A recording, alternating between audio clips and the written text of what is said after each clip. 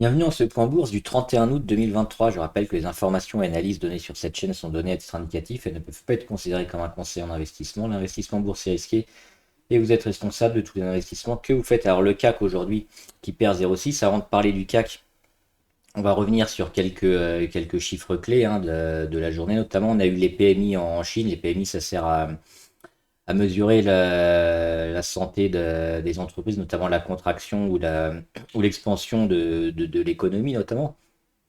Et on a eu des chiffres, alors plus ou moins sensibles à ce qu'on attendait, hein. On s'attendait sur le manufacturier en Chine à 49,3. On a eu 49,7. Alors c'est un poil meilleur, mais c'est en dessous des 50. Ça indique quand même une contraction. Une contraction de l'économie en Chine. Donc ça, c'est assez mauvais. Et puis sur les composites, on est à 51,3 et 51 sur le non manufacturier. Donc on voit qu'on est vraiment à la limite et que l'économie chinoise a toujours pas mal de mal. On a vu aussi l'IPC. L'IPC, c'est l'indice des prix à la consommation. Ça sert notamment à mesurer l'inflation en France et en Europe.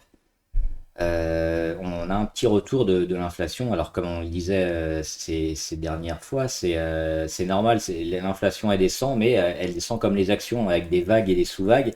Donc là, on a un petit rebond de l'inflation qui devrait être amorti le mois prochain et encore le mois d'après. Mais on voit que ça descend pas en flèche. Il y a toujours une résilience, une force des prix. Ce qui va donner encore plus de poids au serrage de vis à la fois de la BCE et de la Fed pour monter les taux d'intérêt aux prochaines réunions en septembre ou en novembre. Et enfin, on a eu les ventes au détail en Allemagne. Les ventes au détail, hein, c'est assez mauvais encore. Tous les chiffres qui arrivent en Allemagne sont vraiment dégueulasses en ce moment. Donc ça fait quand même beaucoup sur les marchés. C'est la continuation de ce qu'on disait, c'est-à-dire une grosse pression sur l'économie avant la récession et probablement une chute à venir. Sur le CAC, donc moins 0,6.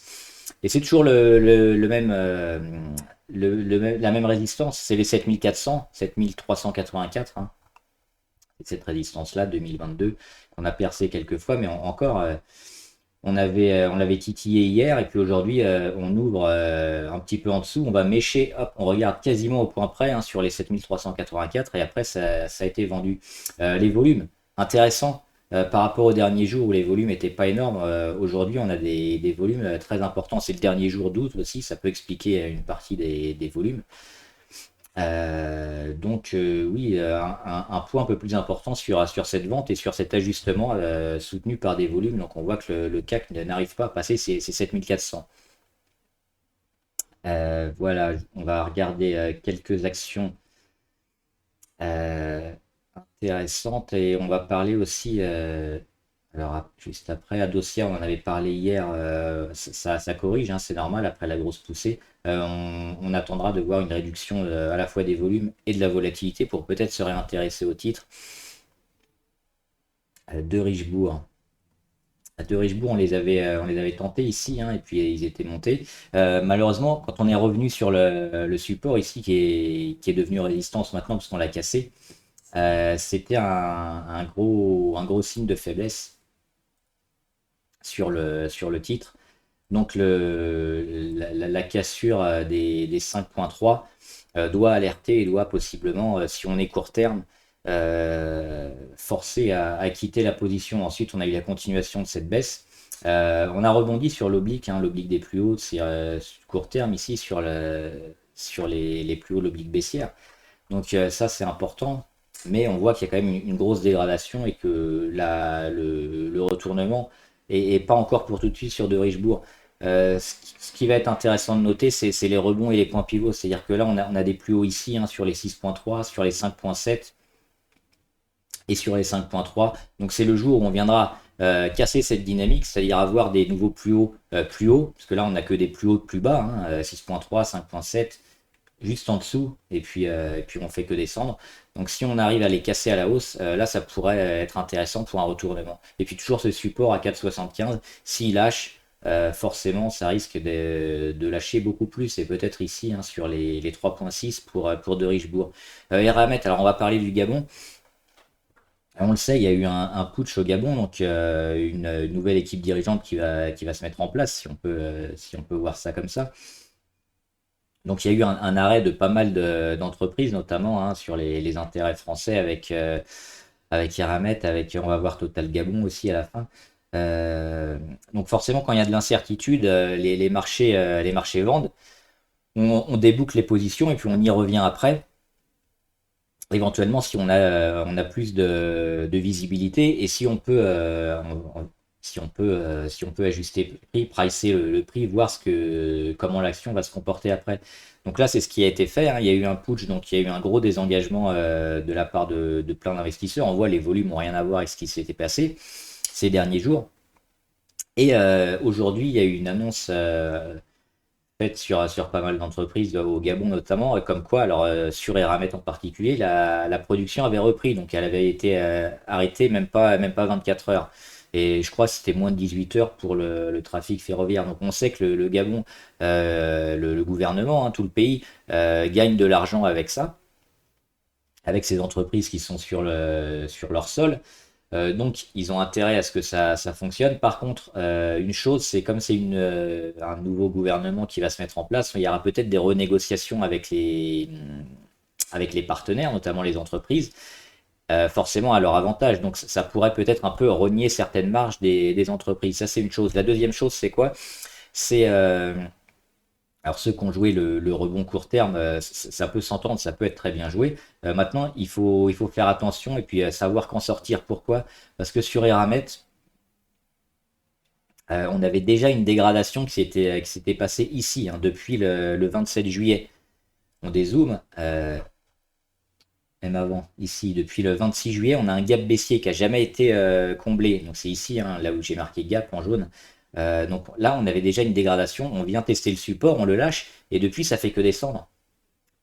Et là, on a eu le putsch au Gabon. Donc forcément, on a vendu, on rebondit. Mais même si on revient sur des niveaux d'environ à 75, on va se maintenir dans ce niveau un peu de dégradation où le titre baisse et le titre baisse pas pour rien. Donc c'est ça qu'il faut voir aussi. C'est qu'à la fois on a eu ce problème au Gabon avec le putsch, mais qu'il y avait déjà avant une dégradation. Donc il ne faut pas s'attendre à ce que le titre parte pleine balle vers l'avant parce que le putsch est terminé et que Eramet va rouvrir ses usines. Enfin moi c'est comme ça que je le vois. On avait déjà eu une première alerte ici fin juillet qui nous dit que le titre va se mettre quand même en dégradation. Donc, si on avait tenté le rebond, il faudrait sortir, je pense, assez rapidement. Sur Plastic Omnium, équipementier auto, on a quelque chose d'intéressant. C'est ici, on n'est pas loin d'avoir l'inversion de tendance niveau MACD. On sait que quand il y a une inversion de tendance, c'est souvent une porte d'entrée intéressante et idéale à jouer. On a aussi la volatilité qui est assez faible. Souvent, c'est le cas avant des explosions ou des changements à la hausse ou à la baisse. Mais dans ce cas-là, ça peut être intéressant parce qu'on se maintient quand même au-dessus de la moyenne à 200, plutôt dans un scénario haussier, après cette belle hausse depuis le mois de juillet. Donc oui, on pourrait rentrer sur Plastic Omnium avec comme stop loss un niveau autour ou un peu en dessous de la moyenne à 200. Ça peut être intéressant parce que le titre est plutôt pas mal.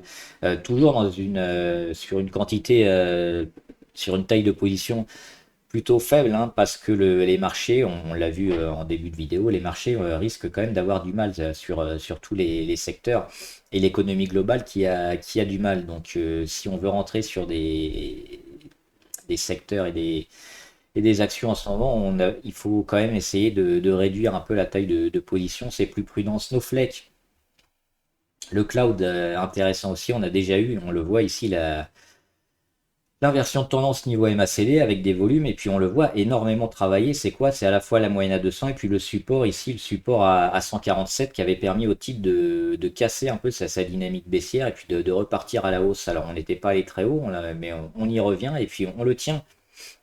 Et le fait ici qu'on voit des gros chandeliers et puis c'est cette zone ici bien travaillée, bien défendue.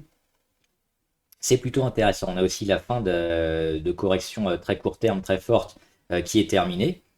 Et on a l'oblique RSI.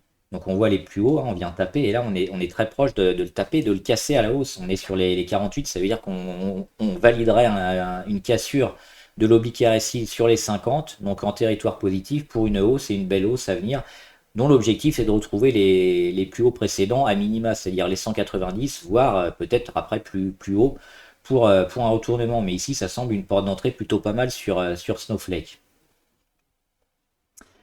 Stellantis, je croyais en avoir parlé, on va le refaire. On avait le support, j'ai dû en parler hier ou quelques jours avant, hein, le support à 16,29 sur Stellantis. On l'a vu, on l'a cassé ici, ça a débloqué un breakout. Le pullback qui se fait bah, sur le même niveau à 16,29 et après on repart. Donc on est très bon sur Stellantis, pareil, l'inversion de tendance est pas loin de s'opérer. Et puis on a le canal haussier, donc là on est entre les deux, mais on est plutôt dans une zone intéressante. Donc même si on redescend un peu et qu'on revient tester le support à 16,29, ça coïncidera avec l'oblique sur les plus bas hein, du canal qui généralement s'achète, donc ça vaut le coup de rentrer sur Stellantis, peut-être en plusieurs fois, une fois maintenant et puis une fois plus bas ou plus haut si on a la confirmation de la tendance à la hausse. STM. C'est pareil, on a un support à 42 qui a bien fonctionné, même s'il a été largement enfoncé au printemps dernier. Sur STM, on a la moyenne à 200 aussi qui a fonctionné avec le support. Donc les semi-conducteurs et oui, les semi-conducteurs qui sont très utilisés hein, dans pas mal de secteurs et qui sont même primordiaux. Hein, on peut pas s'en passer, c'est capital. Donc il y a eu beaucoup de crédits alloués aussi. On sait, je crois que c'est STM qui a ouvert une usine en France il y a 1 ou 2 ans avec beaucoup de financement. Il y en a un peu d'autres aussi partout ailleurs. Donc oui, c'est un secteur plutôt porteur, on le voit hein, sur le graphe moyen-long terme, c'est très intéressant. Et puis là, après une période un peu plate où il se passe rien depuis le début de l'année en fait, parce qu'on est revenu sur les 40, on est à 43. Peut-être la continuation de la hausse, alors toujours en surveillant le support des 42, qu'il ne faudra pas lâcher, parce qu'on se mettrait en dessous de la moyenne à 200, mais sinon c'est plutôt un secteur à privilégier. Et puis on finit avec Total Énergie Gabon. Alors pourquoi ça pourrait être peut-être plus intéressant que Eramet sur Total Gabon? C'est la même chose, hein, on a l'arrêt de la production et puis le putsch dans le pays. Mais on voit qu'on a un graphe beaucoup plus intéressant, beaucoup plus performant, avec une hausse un peu exponentielle ou continue sur cette action. C'est-à-dire que cette action performe bien et elle connaît pas de dégradation ou de longue consolidation due à ses performances. Donc c'est plutôt intéressant. Et ici, on a une grosse baisse hein, avec ce. Là, je vous ai mis la mèche hier dans l'ellipse. Donc on a le corps du chandelier rouge, évidemment. On ouvre en gap baissier, on peut le noter. On a la mèche, la grosse mèche, donc c'est racheté en partie durant la séance. On le voit on finit sur la moyenne à 200 et puis aujourd'hui on reprend quasiment 5%. Ça peut être intéressant, ça fait une ristourne plutôt pas mal hein, sur un titre qui performe.